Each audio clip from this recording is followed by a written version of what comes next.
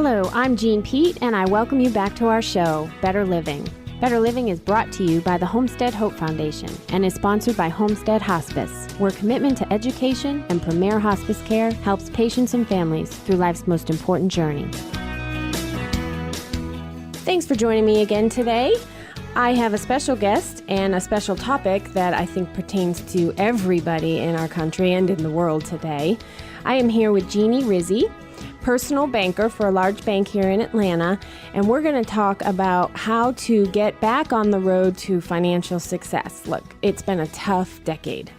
Honestly. I agree. Yes, I agree. And if we've made it this far, I'm proud of you. I'm proud of me. I'm proud of everybody.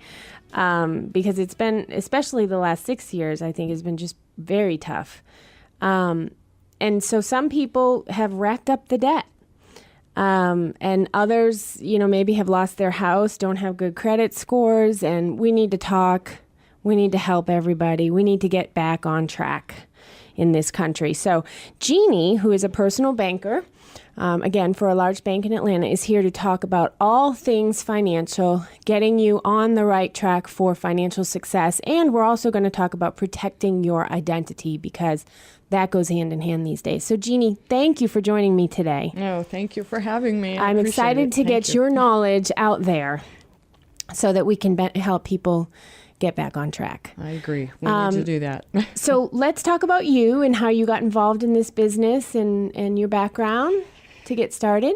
Oh, as far as financial background, I started out as a teller, worked my way up the ladder, as they say, and took a big interest in finance, helping individuals, getting to know them, and kind of see where they're at, and work their way toward saving money, watching them grow, and kind of assisting them with getting out of a bad situation. I think a lot of the people in this country have been in that situation, losing their homes, kids with student loans. One medical issue in this country will put you under. Mm-hmm. And I think that by doing, what I do with my clients and working together toward their financial success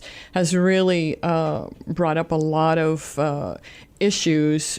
I get to know my customers and kind of see where they are now, where they want to go, and what they're trying to accomplish, because a lot of people have been there. A lot of people lost their homes. Mm-hmm. I've had customers lose their jobs. I've had customers just literally... Well, it was the perfect storm. Mm-hmm. The economy just tanked. We bailed out the banks. I'm sorry, I know you worked for a bank, and they didn't really help the people. They kept the money. Yeah.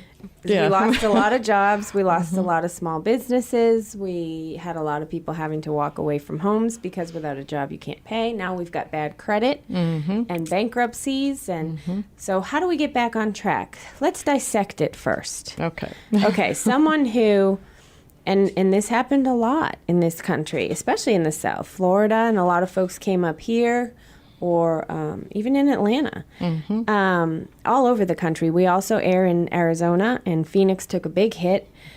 So it really pertains to anybody, wherever it is that you live.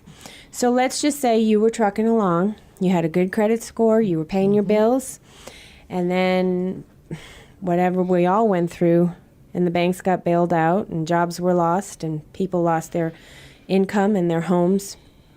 And now they have bad credit and a bankruptcy, perhaps. How do you come back from that? What do you advise people? Well, my best advice, if someone comes in that's in that situation, are first, I go over their financial needs. I start from the beginning of what, has happened, look at their debt. If they've gone into bankruptcy, things of that nature, we just work together. I personally like to get to know the person and find out and see what they've lost, see how long they've been out of the bankruptcy, because there's, certain types of bankruptcies. There's a lot of individuals that have lost their homes through that, because of the job market and so forth. But I think getting their financial picture and helping them recover from their serious debt, we put together a program. And it's, to rebuild their credit, to reestablish their lives, to help them get, back on their feet and work. It takes a while. It does. That was my next question. How long is a plan like that? How long before you can recover and get an auto loan or whatever after something like that? It does. It takes a while, but it also depends on the bankruptcy. Like I said, if someone's lost their home, that's a little bit of a different scenario, but most of the times, if they've had good credit, we start from the bottom. We try and get them a secured credit card. We find out, what their score was or where they are right now, and we work together to, get them I guess you would say, give them a second chance, basically. So did the banks go back then, based on what you just said, and look at the old score in determining the plan? Does that have any effect on the plan and what you recommend? Does that matter? Well, in my history, a lot of people that have bad scores, the first objective is to get them, build that number back up. We all know that we work with numbers, and I think that individuals that have had bankruptcy and their scores are really, really, a result of that. And what's typical in terms of scores after a bankruptcy and a loss of a house? Where can we bring people back from? I want to give hope to folks, because in my question, I wasn't clear. If you had good credit, and then we took this hit, and we know we took this hit as a country, is that taken into consideration? Like, hey, look at how well they did before all of this occurred. Is that helpful, or does it not matter where you were at before you fell? I guess you would say somebody that had, I've seen people go from an 800 score, CEOs, large company, presidents and so forth, that have gone from, one of the real high scores, in the high eights, fall down to below 6, below a 600 score, which is, that's a major hit. And that's due to, losing their job, having the bankruptcy, and, just literally having to say, I just can't do this anymore. And they just throw their hands up. They just can't afford it. And someone that's had their home, and they've lost their home because they couldn't pay their bills and things of that nature, going into the bankruptcy, there's a lot of programs out there to rebuild your score. And it does. It starts from the bottom. You have to build that back up. And usually we have a lot of customers that have been there, and I've seen a lot of customers get back on their feet. And one of the biggest things is just starting with a secured credit card. No matter what the balance. Absolutely. And a lot of them start as low as $300. You have $300, you have to give that up for, a short while and build your score. You pay that on time and just start all over. It may take a while, but you come back, you bounce back. There is a lot of hope for people that have really hit rock bottom. I've seen it. I have customers that have come into the bank that I've worked with, and a lot of things like we were just talking about, the scoring. I've seen that. It's sad, but it's happened to a lot of people. Yeah. So we get them on a program. We start with a secured credit card for whatever dollar amount we can get, just to show that they're paying and on time. And, now they're getting new jobs, but it's probably not what the income was before we got hit in this country. And so you rebuild based on new bills and a new lifestyle. And as long as we are responsible and able to maintain that new lifestyle while building our credit, how long does it take before you're back on your feet again? Meaning you can get loans. I'm not even talking about a mortgage. I'm talking about a car. I've seen people rebuild their credit 6 months to a year. That's not so bad. No, it's really not. I mean, you got to be very patient. It's really, really, it's a lot of time and a lot of due diligence on their part. They've got to make sure they pay that card on time, even though it's a secured card, but you have to pay it on time. I don't advise anybody to take even a secured card or even a regular credit card and max it out. You don't want to do that, because that's how they got there in the first place. Mm-hmm. They've gotten themselves into a situation that when they max out a credit card, it just looks bad to the TransUnion, Experian, and the Credit Report Bureau, because those individuals, when they max out their credit cards, it just looks like they have no cash, so they're depending on their credit limit.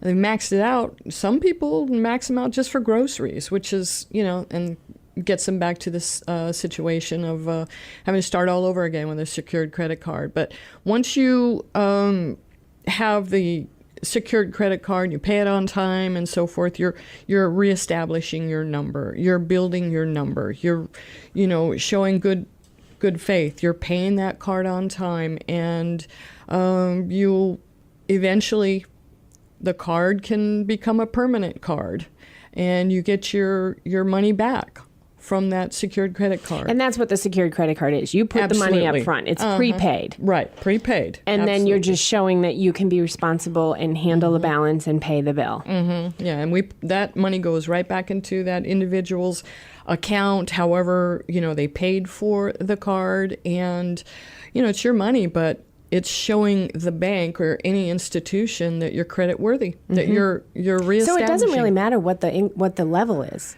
300 or 1,000, it's going to help your score in the same manner. Absolutely. Right? Absolutely. So that's great. It's all depending on what the person has, to put down on that secured credit card. That's the purpose. There's a lot of people that, that don't have credit at all, that come in from another country, that want to live here and they want to have credit. They need to establish.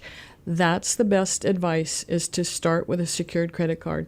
All banks have them. So what are some other tips for growing that credit score number? Because I know lots of folks that have several credit cards. Some of them they don't even use, but they just never closed. And you get some conflicting information. I'm not even sure I know the answer.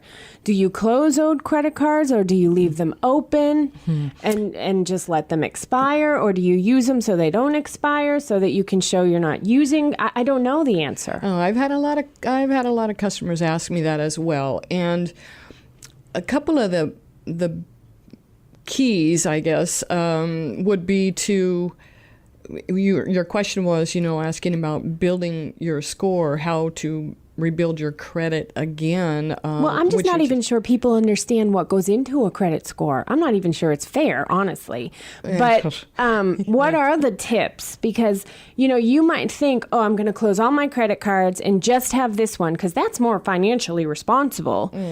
And then I don't have the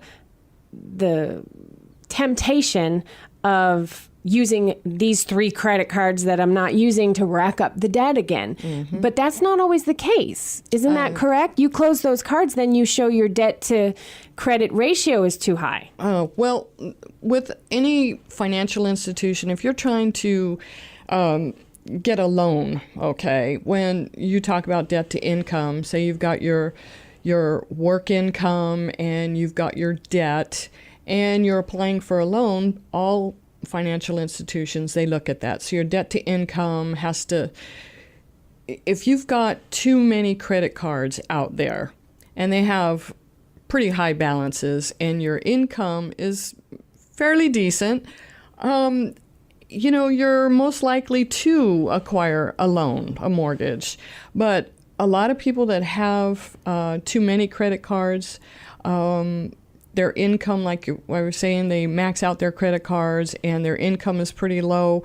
That's showing that they're having issues as far as maxing out their cards, not being able to afford their Managing cards. their expenses. Exactly. So what a perfect scenario, I would have to say, is somebody that's got too many credit cards.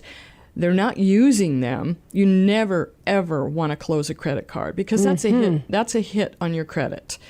A lot of people are not aware that, some people get, they get angry that somebody's, sent them a card, or they get mad at the creditor because their interest went up. That happens a lot. Your credit cards...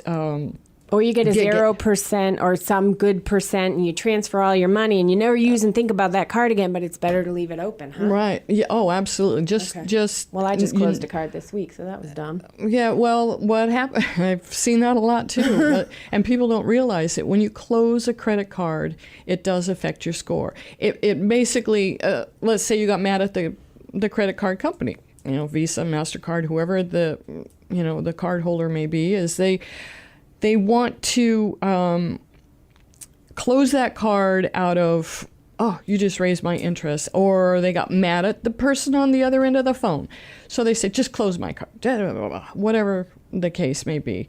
And that individual, they don't realize that once you close a card, it means, not necessarily means, but it shows to the bureaus. It all goes back to like you were talking about, the unfairness of the bureaus. And all of them are different, too. They all have different scoring criteria, all of them. And I was surprised. I was very, very surprised. But I found out in banking that a lot of the Equifax, TransUnion, Experian, their criteria is different. And it also depends on the credit company if they participate when they run someone's credit. So, that's why they're different. I found Here's that out a while my thought, ago. though, and here's why I closed my card. I didn't even remember having that card. I haven't used it since 2009. So you know what? Aren't I more responsible that I don't have all of these open credit cards that are tempting to rack up debt? Aren't I showing responsibility by sticking to a couple of cards and paying those down and showing the world that I'm not going to go crazy with debt? I guess I made a mistake. You would think, logically to me, you would think it would be better. You would, absolutely. I agree with you there. But see, a lot of times when people they close a credit card, they don't realize this. So I just advise them, do not close the card because it will affect your credit, because it looks to the bureaus that you're not credit worthy. You have 2 credit cards, okay, revolving, and I always tell someone that's, pretty new in the credit world, 2 credit cards and a loan. You always want to have a loan because that's a fixed payment. Having 1 loan and 2 open revolving credit cards, that is I don't want to say a perfect world, but for someone that is financially stable, somebody that has a really great score, that means that you don't have too many credit cards out there. You're not depending. And that's handleable. Yeah. That's 3 payments. Why would I put debt on 4 cards and have 4 cards in an auto loan, 5 payments? I know. Makes no sense. A lot of people do that. A lot of people, because they're going beyond their means. They think, oh, I'll never lose my job. I want to have a card at such and such department store, and I want to. Okay, let's talk about that. Should we do department store credit cards? Because I never do, ever. I have Visa and MasterCard, and I can use it anywhere. But you do get, these tempting perks if you open the big department store credit card. That's the, I guess, the clincher there. They want to throw in all these little perks. They want you to come to my department store because you're going to be a preferred member. You get all of the sales and all of the everything ahead of the game before it hits the general public. Things like that. But then you're stuck. You have to go there, so then you get 5 different cards, and then you got 5 different monthly payments, and then you're over your head. Exactly. Department store credit cards, I'm kind of between a rock and a hard place because there are some stores that I personally like, but I would have to say, if I had to do all over again, I would never have a department store credit card. dangerous. And especially, like you said, these Oh, yeah. these super centers where you can buy groceries there too. Then you go to pick up the bathing suit and you add some groceries, and then you're putting food on credit cards, and you don't want to do that. You want to be able to pay your food expenses as a bill. Oh yeah, I know. So But that's too tempting. and that's where we come back to, original scenario, someone getting way above their head and losing everything because bam, job's gone. Oh my gosh, what am I going to do? How am I going to pay all these cards? And then we just go back to the... So you'll bring them in and you'll help them consolidate. How hard is that to get the consolidation, though? Because, you get those calls. It's not from a bank. It costs a fortune. You always hear, don't do it. It's a money-making scheme, and it's not going to help you. But then you go to the bank, and you all aren't as easy to work with if you got bad credit and you're over your head, and you might, it's a risk. Right. But that's probably the best thing to do to help somebody. Exactly. You have to look at their income, what's affordable, what their budget's like. It could be a single parent. It could be somebody that is just, obtained a new job and they're making good money now. And a lot of people don't have spreadsheets or a lot of people don't even have computers that can't even put together a budget. I still see a lot of, older people that refuse to even have a computer in their home. This is all new. Yeah, I just learned bill pay. Okay. 3 years ago when I got divorced. Shame on me. I'm a career woman, and a lot of it people are helps afraid me pay of that, my though. bills. Yeah, exactly. But you know what? If I was one generation older, it's pretty intimidating. It is. But it's helpful because it automatically comes out. You don't forget to pay a bill. You know exactly what is coming. And you stay on time, and you're on top of it, and you know it helps exactly you build what you your have. credit. A lot of times, I tell people to get a spending account and a household account. In other words, you have children, you have little things that you want to do on the weekend, little extra spending money. Have a household specific to. That's a great idea. And then you know what amount of money you need to put in the household account to pay the household bills, and the spending account is the play money, the room for wiggle room. Right. I love that idea. Yeah, that's what because then a lot you of people cannot touch your household account, and you know just how much of your paycheck needs to go in there. I don't have that. I didn't think of that. That's wonderful. Yeah, that's what I advise, and people that have really, taken a huge hit on their scores and the credit card debt and getting back on your feet. You need to talk to a banker. You need to go into your financial institution, whoever it may Try be. it. And Communicate. Exactly. And let them know. So many people hold tight. They don't want to share. They feel bad. They're feel ashamed. Exactly. But as soon as listen, if you're in trouble financially, then go to the bank. Heck, even if you're not in trouble financially, but if things are getting a little ahead of you, or you want help managing, or you want to be smarter, right, go to the bank. You never know what they can help you with. And just to remind you, a couple things. All it takes is $300. If you can't get what you want when you get in the bank, if you have $300, start a card, prepaid, pay it monthly, and you're on your way. And like Jeannie said, 6 months to a year, and you're building. That's really not that long. No, it's not. It's not. And you're going to be back on the road to success. Then once you show the bank that you're responsible, more doors will open to help you get even more manageable. You want to get rid of those department store credit cards, in my opinion, and it's only my opinion. Absolutely. And consolidate everything to major cards and pay for your groceries in cash. We have to take a quick break. But when we come back, we're going to talk more about strategies to get you to financial success, and also about how to help yourself protect against identity theft and fraud. So stay with me. We'll be right back.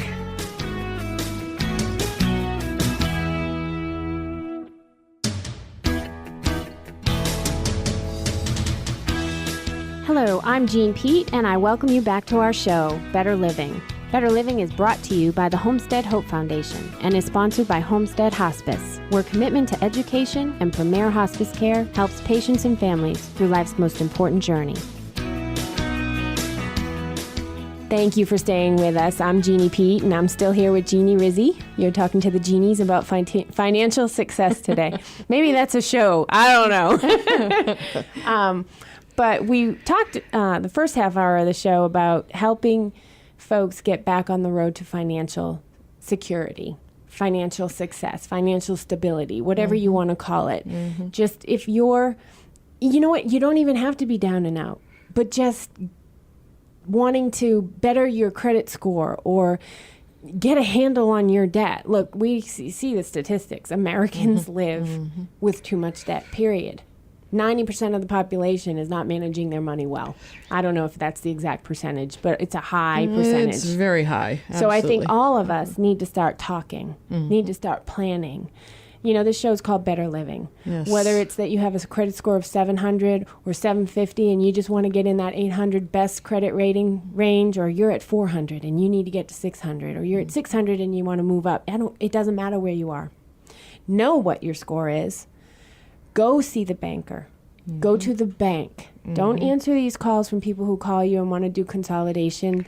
It's a money-making scheme. It sure is. Absolutely. Go to the bank and communicate your financial situation. Wherever it is that you are, when you're talking to your financial institution and making a plan and building a relationship with those bankers at that bank, they're working with you. They're seeing you come out from the trenches and move on up, and they're going to be more likely to work with you as you go along in that journey with them, not around them. Correct, Jeannie? Yes. I have helped so many customers. I call them my friends. I've seen people come in rock bottom, and I get excited. My advice, going back to what you're saying about have a plan in place. Don't be embarrassed. Go into the bank. Get to know your banker. That's why I'm called a personal banker. I go and I help an individual, go from the bottom and get back up to where they want to be, because a lot of people have gone into those debt consolidation plans with the other private companies. Yeah. And this is one of the things that I wanted to mention earlier was a lot of people don't realize that when you do that, of course, they're making money off of you. But you also have to remember, this is a lot of cases that I've seen.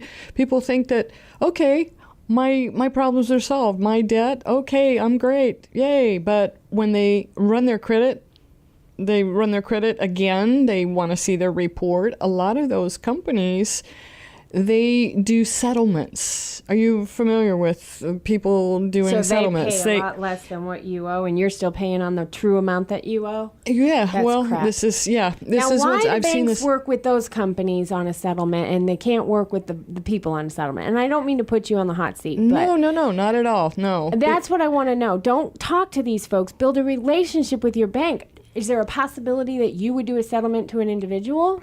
What the bank does is, okay, if I have a situation where someone has been, hit with one of those debt consolidation companies, 9 times out of 10, your financial institution is going to work with what they have remaining. A lot of people that have been in those scenarios don't realize that consolidating with them, and they take a settlement with a creditor.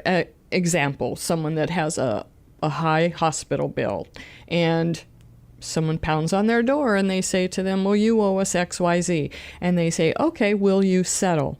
Fine, okay, it sounds good to the individual, because a lot of those companies, that's just the way they work. So next thing you know, the person comes into the bank and says, yay, okay, I'm back on my feet. And when we go to run their score or their credit history, they see all these items still there, and then they get upset with the bank or the financial institution because they've been declined, or, not really all the way there with their credit worthiness. But so they ask why, and I have to explain that these debt consolidation companies that are out there, they get the amount that they want, they make their money, and they're done with you. And that still stays with you. You never want to do settlement. That's just the best advice I can give somebody. Don't do a settlement, because what happens is that debtor turns around and they sell that collection to the next person and the next person, and it never falls off. People think that this is the best way to go. So large financial institutions, larger banks, they work with people that have been, I have to say, wrongfully directed by these debt consolidation companies, and people just need to be educated. And that's my job. I work with people, I educate them, and it may take some time to get them back where they need to be, because I've seen it. I've seen it all over the country. I've seen people fall completely down that have, like I said, that been way at the top and lost their jobs and lost their homes. And I have people taking taxis that come in to the bank because they can't get a car anymore. And then it just trickled, the entire trickle effect. So folks, walk into your bank, establish a relationship with the bank that's trustworthy, and just get a plan. It might take a while, but it's one step in the right direction after another step in the right direction. Absolutely. And then your 2 feet are planted back on the ground again. It's scary. It is. It is very scary.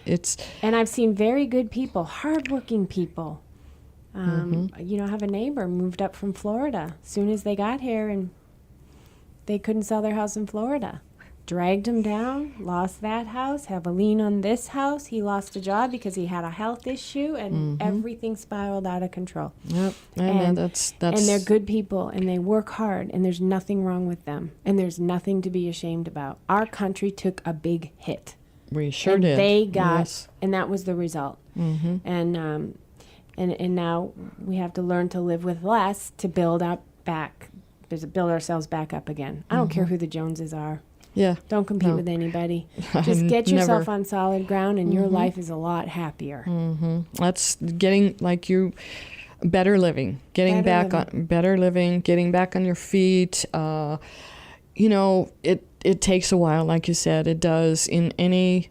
But it's doable. It is. It is. Absolutely. It sure is. Because I've seen it. Like I said, 13 years of experience. I've seen people go from bottom, come back, work with them, and they've come back and they're score. I've had people send me thank you notes that have moved up and beyond. I've got, believe it or not, I have customers in Spain. I have customers in Switzerland that still, to this day, write to me. So let's get folks involved with how they can, informed about how they can get in touch with you. If you want to talk to Jeanne, a personal banker with a large banking institution here, and I can't tell you who that is because we did this a little bit last minute and didn't get to go through her legal department, but it's a very good bank here. It's a national bank. Her number is 770-640-1407 for a personal banker to work with you to get yourself on the path to financial, I don't even know the right word, just financial security, independence, being able to manage your finances. To be able to get back on your feet, and don't be embarrassed about. There's never ever financial confidence. There you go. How's that? That's a perfect. You are confident in your ability to pay your bills. How nice would that feel? It's a good feeling. You're not going under. It's a good feeling. Even if you're saving $25, $50 a month. Doesn't matter. It's a lot. Now let's talk about 401ks. And I know you're not in the 401k side, but that's the other thing that comes up. Should you ever take a loan from your 401k to help you through those tough times? Because you're paying yourself back, but there's different schools of thought on that. Right. I won't touch it, but it's tempting. I don't know what the right answer is.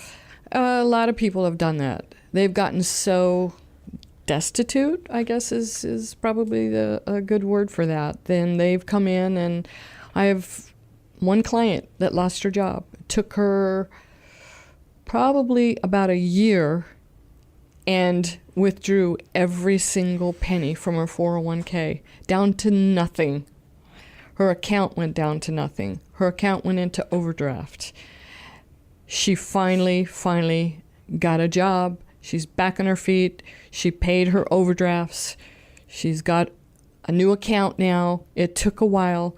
But her first and foremost, in her scenario, single mom, again, dad just... And that's what happens. You go through a divorce, all of a sudden the buck stops here. And it happens on the flip side, too. To men, it does. too. Yeah. It really does. Some women, they just, they would rather have a different lifestyle or something else and leave their husbands. And sometimes the husbands have the children. I've seen that too. I've seen a lot of dads come in. Oh, but all of a sudden you're not a dual income family. The buck stops there with you, and you got to figure out your new financial confidence. So do you say, it's just a rough period? Yeah, that's not a bad idea, but only take up to X%. I don't know what you tell them. Well, as long as you put your money back into your 401k, within that, time frame, you should be okay. It's just, you're paying penalties it's a risk. along. Yes, it is a huge risk because your 401k, that's your savings. I have one. That's my savings. That's, I'm going to retire. That's your future. Yeah, that's my future. And I but it's hard I to see think it. about your future when you can't live in your present. Exactly. That's goes back to that destitute when people really get, rock bottom. So and is then it the better tax to leave it in the 401k and sell the house and just make drastic changes on your lifestyle? Or do you say, well, this is just a rough patch. Maybe it's not a bad idea. That's a tough one. It is. It is a real. That's a real hard scenario. I think that, Which is being why personal you've banking got, comes into play, because you need yes. to really get to know, dig down deep, find out goals, find out the See what where they ifs are. and what is acceptable and what is absolutely not acceptable, and probably have harsh conversations with people to say you have to make choices. I've had a lot of tears in my office. Yeah. People that have really, that have completely wiped out, like this young lady, her 401k, that was it. But she bit the bullet, got a job, and she's back on a and for her, road it to sounds recovery. like it was a good idea. It ended up being a good decision for her in the end. But I know for a lot of people, they still lose everything. And if they adjusted their outgoing expenses by making that hard choice to get out of the big expensive mortgage and the high cost cars and lower their expenses and leave their 401k alone and rebuild at a lower lifestyle, Talk to a banker. You can always build back up to a bigger house and a better car, and you still got your future in your bank account. It's a tough one. But I guess you really need that relationship with that personal banker so that you can dig down deep and really and truly find out what is best for that individual. We can give them the direction. I'm not an expert, but I've been in the profession for a long time, and I've seen it, and there is hope.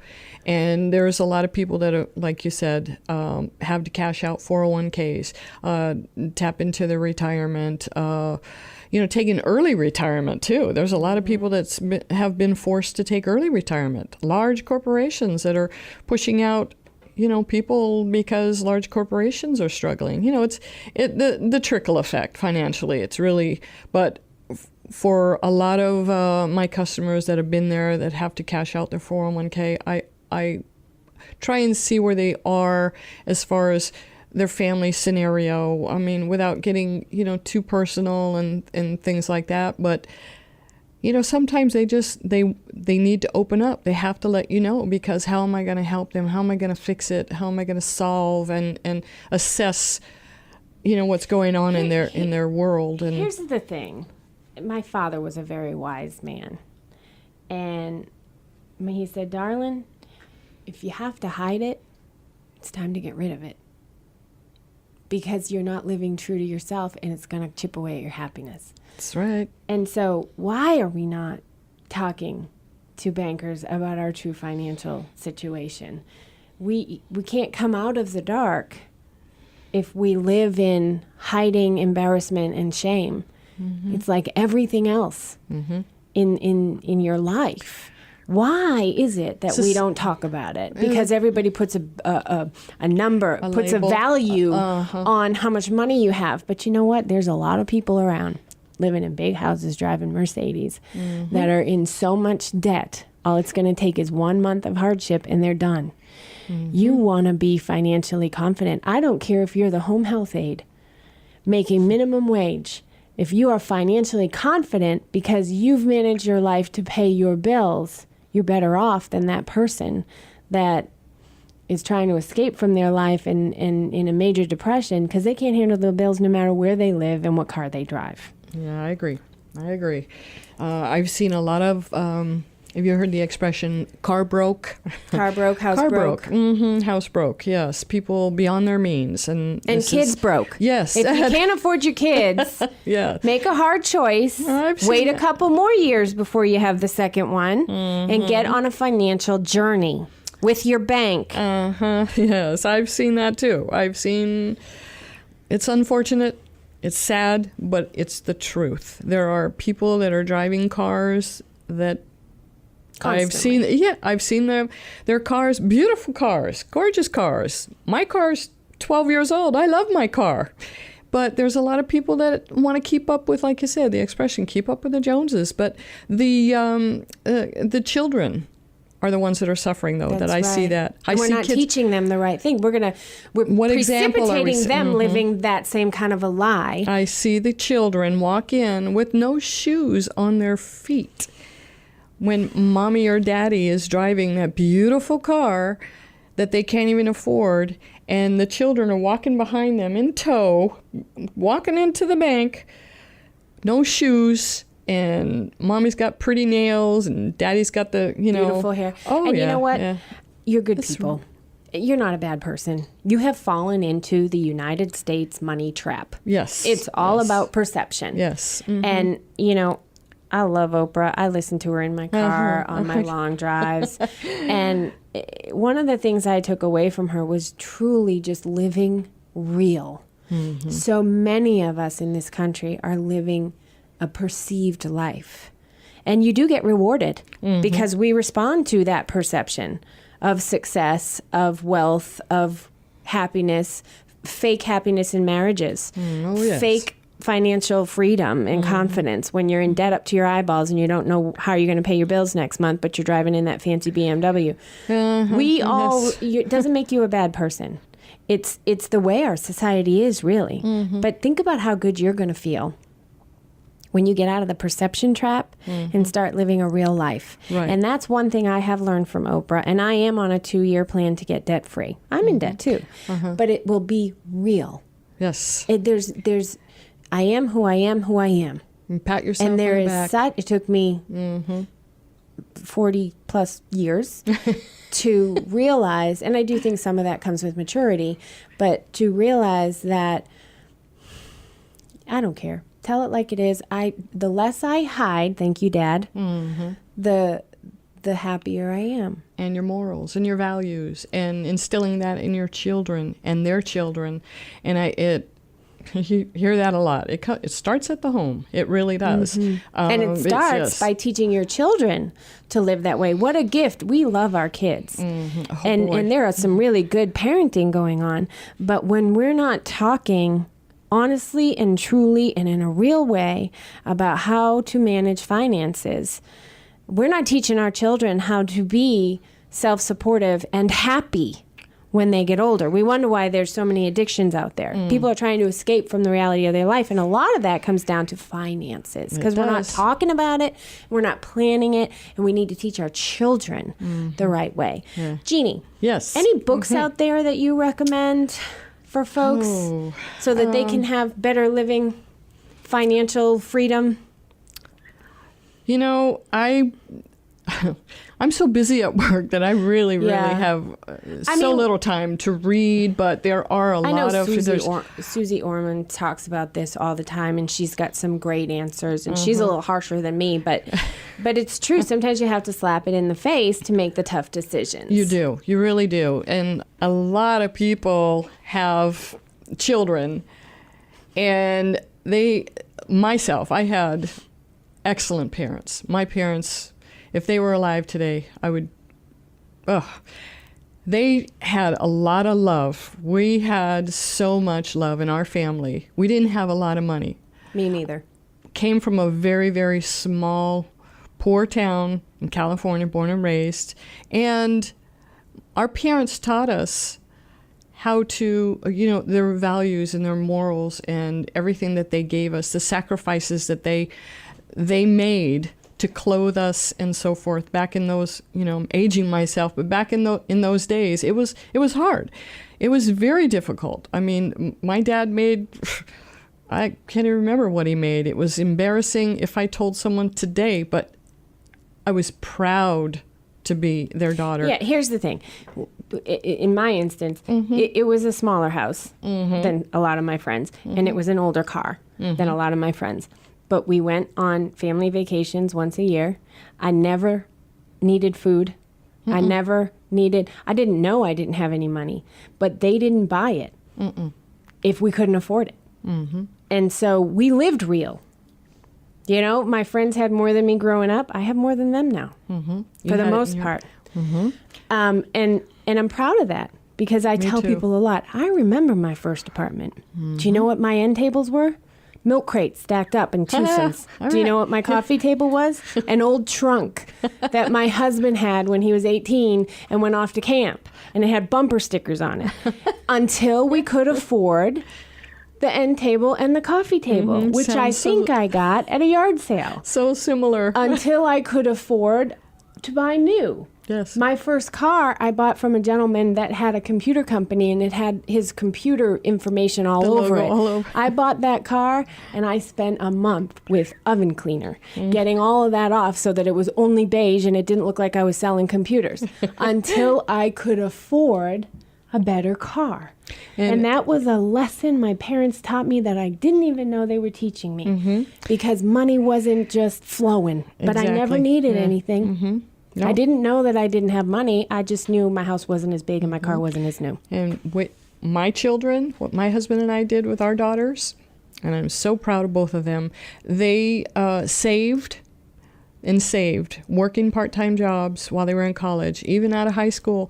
But I'll tell you, they learned how to save. And then when they saved up to whatever they possibly could, taught them good value and good morals, we matched what they saved to get their first car. It may have been, like you said, a car that had stickers or whatever, but they learned. And their first car should be an old car because it's going to get dented. These kids that go to high school with their brand new whatever. BMW for good grades. Yes, I see that. Yes. So we have to finish up here. But again, I do want to talk about children. I did just buy my son a car, and I said, okay, now you need to get a job because now you can get yourself there and back, and you will be paying me half of the car payment. He doesn't know it. That's going into a fund. So when he goes to college, he will have a little bit of money to use, which I will monitor for his monthly bills.